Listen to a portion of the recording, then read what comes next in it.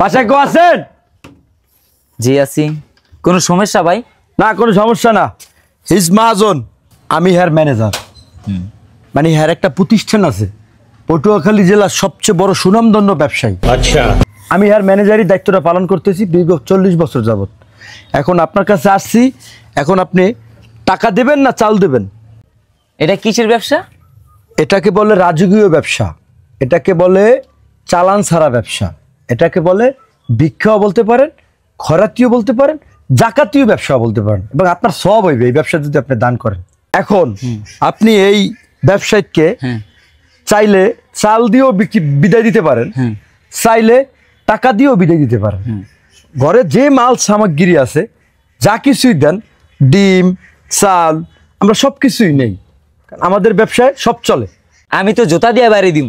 Sir, আপনি যদি একজোড়া জুতা দেন, বাড়ি দিলে চলবে না। যদি একজোড়া জুতা আমাদেরকে দেন, তাও আমরা নিয়ে যেতে পারি, কারণ তাও আমরা ব্যবহার করি।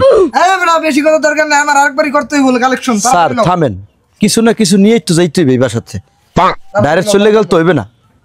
এটা আমাকে রাজকীয় ব্যবসা। এই ব্যবসা আমার বাপ দাদা 14 গোষ্ঠী করে রয়েছে, সবাই দেখছি মাথা ঠান্ডা করিয়া করছে।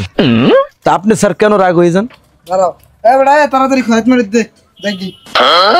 স্যার আপনি কি দেবেন? এখন তো আমার কাছে কিছু নাই, আমি চাইলে একটা জুতা দিয়ে বাড়ি দিতে। না স্যার, বাড়ি দেওয়ার দরকার নেই। তাহলে আমি কি করবো? এ কই রে, পিছাটা দে তো রে।